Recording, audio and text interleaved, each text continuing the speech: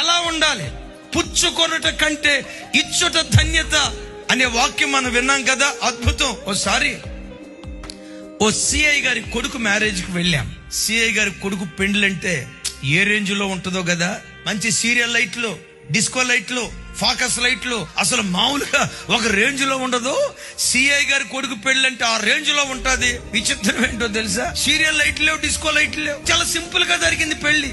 ఈలోపు ఒక ఆయన అన్నాడు, పెళ్లి లైట్లు బయట లేకపోయి ఉండొచ్చురా, భోజనం మాత్రం అదిరిపోతారా అన్నాడు. భోజనానికి వెళ్ళాం, భోజనం కూడా అదిరిపోలా. నేను అప్పుడే అనుకున్నా, ఈయన మహా పిసినారుడని. ఆ సిఐ గారు ఏ చర్చికి వెళ్తాడు, ఆ పాస్టర్ గారు ఈ పాస్టర్ గారి తలకాయ మీద పెట్టామని కొట్టి, ఇంకొకసారి మా సిఐ గారు పిసినారుడు అన్నావా నీ పేక బిచ్చికి చంపేస్తా అన్నాడు. మరి పిచ్చి మొహమా, మా సిఐ గారు పిసినారుడో కాదో మీకు చెప్తాను వినండి. వాస్తవంగా కొడుకు పెండ్లి చాలా గ్రాండ్ గా చేసుకోవాలనుకున్నాడు. ఓ ఈవెంట్ మేనేజర్ దగ్గరికి వెళ్ళాడు. భార్య అడిగింది, ఏం చెప్పాడండి ఈవెంట్ మేనేజర్? ఓ 15 లక్షలు ఖర్చు అవుతుంది అని చెప్పాడు. కొడుకే కదా, ఖర్చు పెడదాం.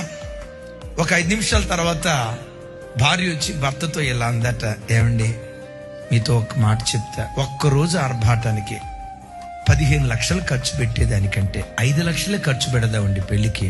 మరి తతిమా 10 లక్షలు ఏం చేద్దాం అనుకుంటున్నావు? మన దైవ సేవకులు గ్రామాలలో కూడా సేవ చేస్తున్నారు కదా, గ్రామాలలో కూడా మందిరాలు కడుతున్నారు కదా, ఒక్కొక్క చోట మందిరం కట్టడానికి 5 లక్షలు అవుతుంది అని అంటున్నారు కదా. ఆ 10 లక్షలతో 2 చోట్ల మందిరాలు కట్టిద్దామండి. ఈ 15 లక్షలు ఖర్చు పెట్టి ఒక పూటతో ఆవిరైపోతాయి. దేవుని మందిరాలు కట్టిస్తే తరతరాలు ప్రజలు ప్రభువును ఆరాధిస్తూ ఉంటారు, తరతరాలు ప్రజలు ప్రభువును ఆరాధిస్తూ ఉంటారు. విశ్వాసులు త్యాగం చేసుకొని, వాళ్ళ కడుపు చంపుకొని, వాళ్ళ సుఖ సౌఖ్యాలు చంపుకొని మా పాస్టర్ గారి చేతిలో పెడితే, కొంతమంది మా పాస్టర్ గారు అయ్యగారులు ఉన్నారు, సద్దాం హుసేన్ కూడా ఆ రేంజ్ లో పెళ్లి చేసుకోండి. విశ్వాసులు ఇచ్చిన డబ్బుతో విలాసాలు అనుభవించే కొంతమందిని బట్టి ఆ ఇచ్చే వ్యక్తులు కూడా ఆ మనసు కూడా కోల్పోతుంది.